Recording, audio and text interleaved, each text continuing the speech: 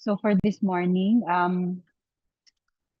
my topic would be on the management of major depressive disorders and other depressive disorders.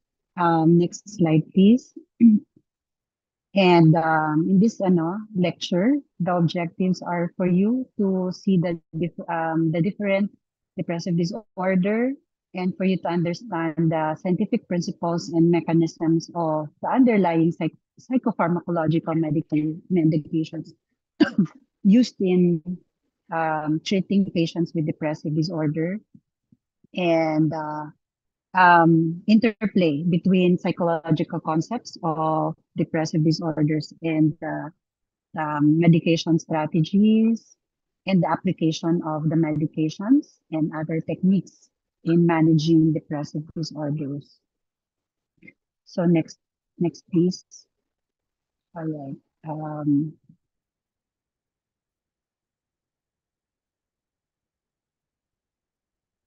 right. So under depressive disorders, we have major depressive disorder, the persistent depressive disorder, and the disruptive mood dysregulation disorder, as well as premenstrual dysphoric disorder, which, as you might, I hope you still remember that major depressive disorders have core symptoms of low mood, anhedonia for 2 weeks, associated with symptoms of sleep problem, poor appetite or um, increased appetite, low energy, difficulty concentrating, indecisiveness, hopelessness, and suicidal thoughts. And persistent depressive disorder usually is less severe than the MDD, but it's a more chronic form of a major depression lasting for years. And while the disruptive mood dysregulation is characterized by a temper outburst inconsistent with developmental levels, because this is usually seen in children, occurring on about 3 times a week, with the mood between temper outbursts being irritable. So, remember, no, yung difference ng DMDD. Okay? And the premenstrual depressive disorder has physical and mood symptoms that are clearly present usually before menstrual periods. Next slide po, Ma'am Elaine. And typically symptoms peak around the time of the onset of menses. So under DSM-5, okay, the premenstrual disorders, premenstrual depressive disorders already included. So there are factors no, that, next slide please, that explains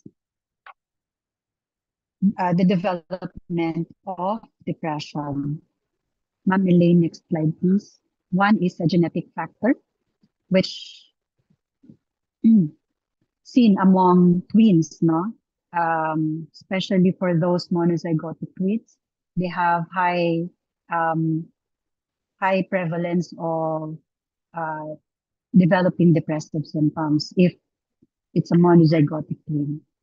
And the biogenic, hypothesis implicates the norepinephrine and serotonin, and the theory involving the norepinephrine, which is more relevant to bipolar disorder, but part of that is the serotonin, the 5-HT, which is more relevant for depression. And current research extends beyond these two neurochemicals, which also involves dopamine, the melatonin, and the glutamate as well. There are theories also that, next slide, Ma'am Elaine, theories that also explains depression. One is the psychoanalytic view, the cognitive behavioral theories, and interpersonal theories. Next slide. Psychoanalytic view, which proposed by Sigmund Freud, and expanded by Carl Abraham, consists essentially of the belief that depression is anger turned against oneself. So that's why treatment involves psychoanalysis, psychodynamic psychotherapy. Okay, so, but no data attesting to the efficacy of a um, long-term benefit of psychoanalysis in treating depression. So efficacy of short-term psychodynamic treatment is similar to the cognitive behavioral therapy, which is our next topic. The cognitive behavioral therapy, next slide, Ma'am Elaine. The theory is based from emotional reactions, which are considered primarily a function of how we see the world. Beck's Aaron Beck has this triad of depression, wherein a person with depression sees or view the self, the environment, and the future negatively. The aim of the therapy is to alter or change these negative views or the maladaptive thought patterns. So the therapist would usually try to persuade the depressed person to change his negative opinions of the self, the environment, and the future. And usually the outcome would be would lessen the negative symptoms. The next one is the interpersonal theory, where the theory is based from the notion that depressed individuals tend to have a sparse social network, or they have problems with interpersonal relationship. They have reduced social support and may lessen an individual's ability to handle negative life events and making that person vulnerable to depression. The therapy or the interpersonal therapy focuses on how interpersonal behavior might interfere with obtaining pleasure from relationships. So concentration is on the present day interaction. It focuses on the present day interaction between the depressed patient and the social environment, particularly effective in treatment of unipolar depression or the major depressive disorder, as well as postpartum depression, and for people who are grieving. Next. All right. Monoamine oxidase inhibitors, or the MAOIs, these are medications. No? They are first uh, d- uh, noted to be the first clinical effective antidepressant. This inhibits the monoamine oxidase, leading to a buildup of monoamines in the synaptic cleft, yung sa middle, no, in between the synapses. So, yun, nag-increase yung um, monoamines within that. And so, after the postsynaptic cleft, um, which goes to the postsynaptic cleft. Okay.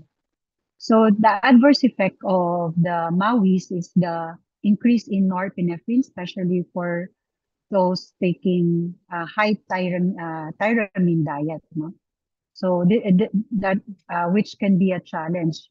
Now, some mono and the MAOIs medications are very good, but because of the limitations or the restrictions in diet, so um, this is less used. So if there is an increase in norepinephrine release, it might lead to a fatal hypertensive crisis, as well as drug-drug interactions. Okay, so like there interactions with cough and cold medications or decongestants and antihistamines. No? So that's why this become less popular. Next, please. Okay.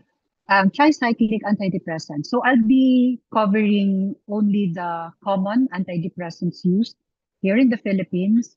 Okay, so the oldest, the TCAs or the tricyclic antidepressants are the oldest antidepressants available here in the Philippines. It's still available.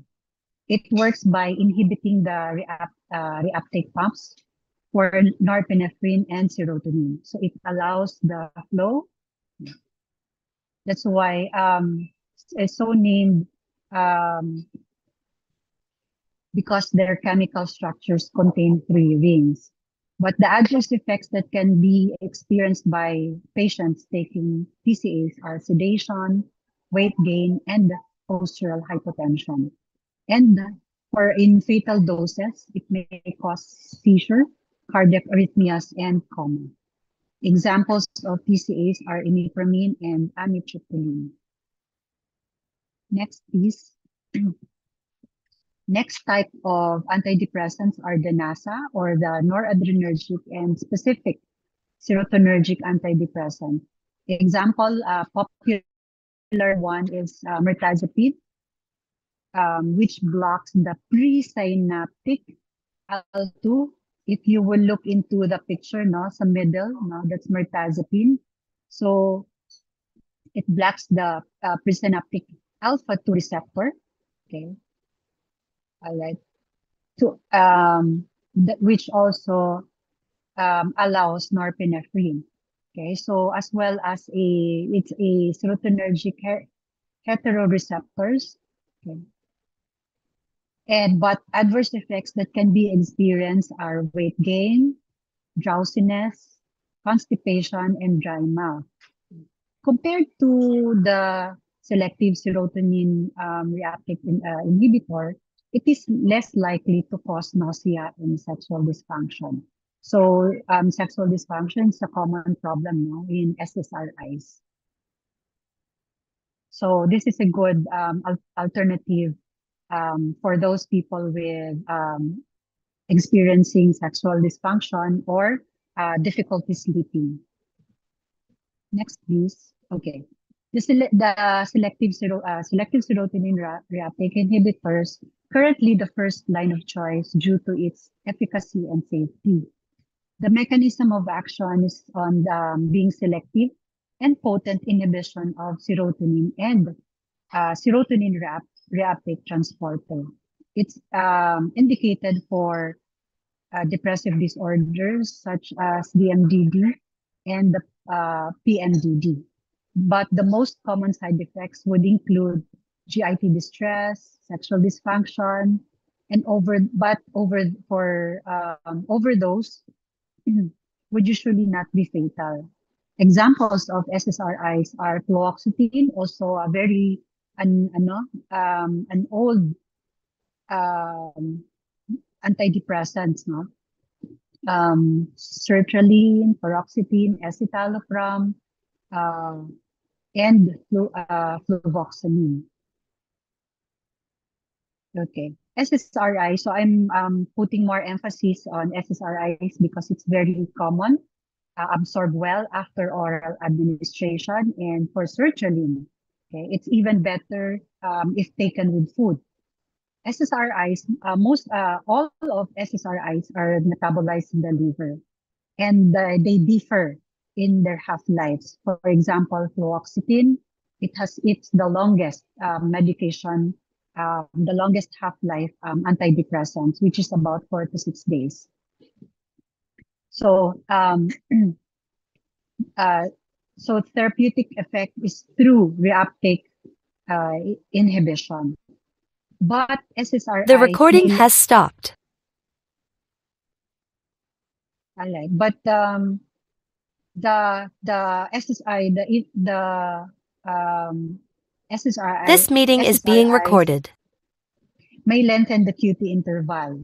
Some patients would complain of yawning, but it doesn't reflect a fatigue. Okay, but it's the effect on the hypothalamus. So as well as for some patients, especially those with problems with platelets, no, there should be a monitoring because it has an effect on the aggregation, but not the reduction in the platelet number. And a fatal adverse effect of SSRIs is the serotonin syndrome, which is um, which symptoms involves vital signs abnormalities or instability, hyperthermia, fever, altered mental status. The TTRs are seen to be hyperreflexive. There is positive Babinski, increased bowel activity, and diaphoresis. So if a person comes in the hospital and you suspect a serotonin syndrome. So of course, no, from it would help to get a good history taking, no, to check for medications, and ano, so you have to look for these symptoms. Um, okay, the SNRIs,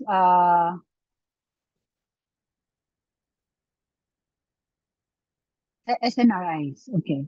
Ma'am Elaine, SNRIs. Go back, go back. Serotonin, yeah. Ah, yes, okay. Generally used when patient fails to respond to SSRI. So this is the next step. The SNRI RIs are blocks the norepinephrine and the serotonin reuptake. Though with much less adverse effects compared to TCAs. Okay, but the side effects, notable side effects includes hypertension, the withdrawal symptoms or discontinuation. So that's why if patients have to discontinue the meds, it has to be done slowly tapering. So example of that is this venlafaxine and duloxetine. So venlafaxine, the noted problems are nausea, okay? And although some patients would experience anticholinergic effects, but the venlafaxine does not have affinity to muscarinic or nicotinic receptors. So most likely it's the agonism effect. Okay, so BP, increasing BP can be managed by giving an extended release formulation.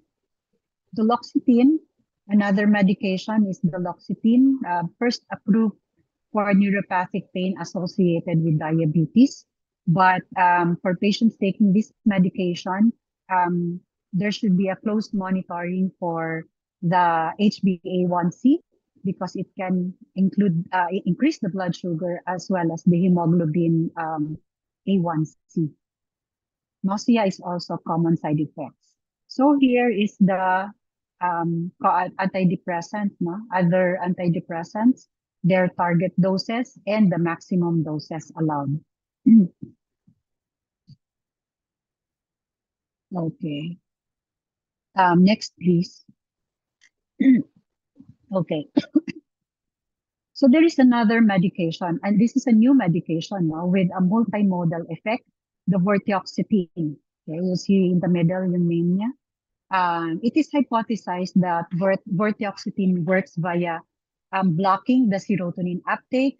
However, this differentiates from the usual SSRIs because it also works by also modulating in the other various serotonin receptors. Okay, kasi there are like 1 to 7 serotonin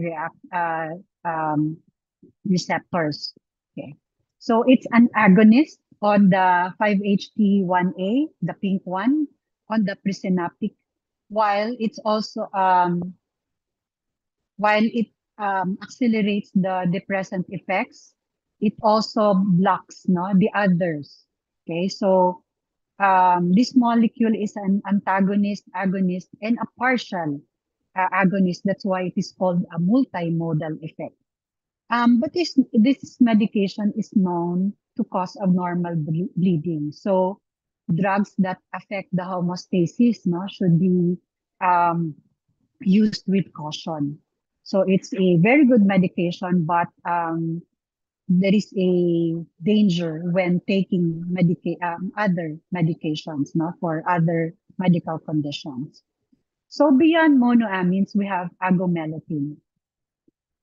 It is structurally related to melatonin, a potent agonist at the melatonin receptors and antagonist on the serotonin receptors. Okay, so the melatonergic effect improves sleep patterns, whereas the serotonergic antagonism results in the release of norepinephrine and dopamine. The adverse effects that is usually experienced is relatively mild with no discontinuation syndrome, which means that if you stop it suddenly, there is likely no effects, no? But it exhibits also there is infrequent sexual dysfunction and less weight gain. May be safe as for SSRIs overdose. Okay, but some patients experience hepatic increase in the hepatic transaminase while on treatment. But once the medication is discontinued, the hepatic transaminase returns to normal levels. So esketamine, the mechanism of esketamine is similar to that of ketamine, with action being the NMD glutamate receptor antagonist. It has a higher affinity for NMDA receptor and thought to produce fewer significant psychotomimetic effects such drowsiness, lethargy, cognitive impairment. It is indicated for treatment-resistant depression and for depression with acute suicidal ideations. So what is available here is the one administered intranasally with a speed of onset as soon as 40 minutes after administration. We go to the ECT, another management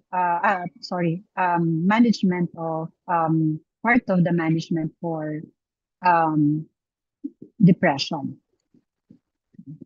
So we consider ECT for depression with psychotic features or actively suicidal patients.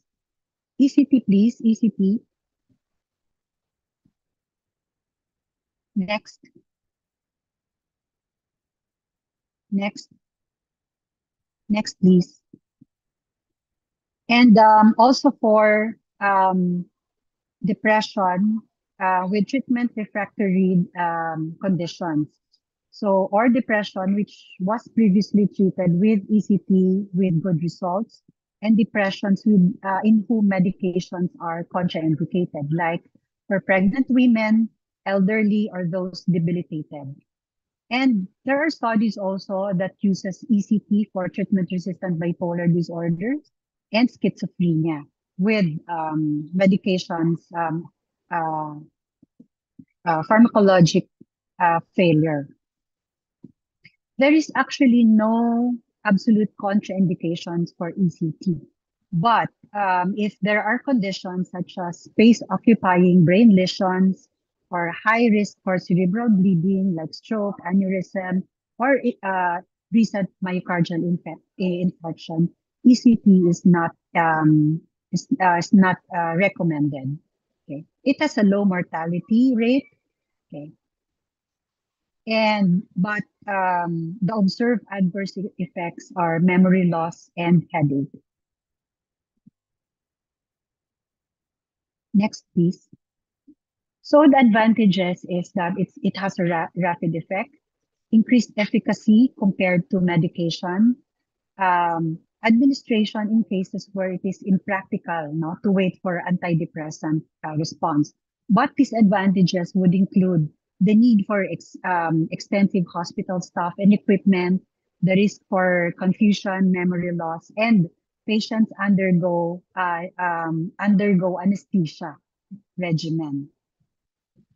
So usually, next, patient is prepared by having the patient go on NPO. Next, please, before the procedure. Okay, IV line is established and oxygen okay, as well as emergency equipment is prepared. Next, please. These are the medications, no, given prior to ECP: atropine, anesthesia, and the succinylcholine. The indication. Now we go to when are patients admitted. So number one is diagnostic purpose. No, if the condition is not clear, if a patient presents with maybe comorbidities and stabilization of medications. Number one is patient, no, and the patient safety.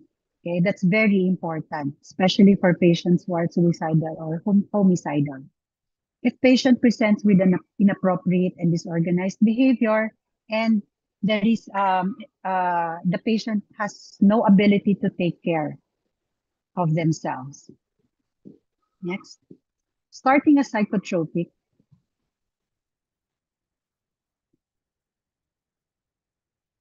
is the general dictum is to start low and slow, um, if clinically possible. So always rule out medical condition which may cause psychiatric symptoms. Okay, some patients may not respond to the first line medication, so shifting may be needed. So another medication, no, may be used, or adjunct treatment. Okay, like giving another type of medication for depression, such as maybe lithium or antipsychotics. Next. When starting a psychotropic medication, it is also essential to explain the risk-benefit ratios and to secure laboratories when needed, okay, such as lithium. Okay, for lithium, the thyroid function test, BUN creatinine, and of course, pregnancy for women should be ruled out.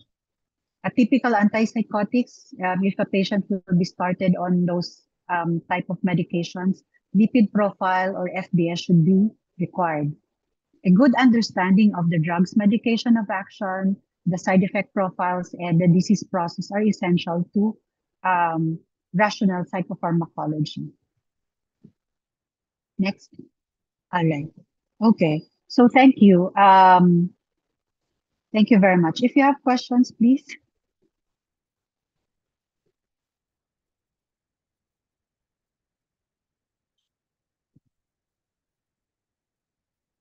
I'll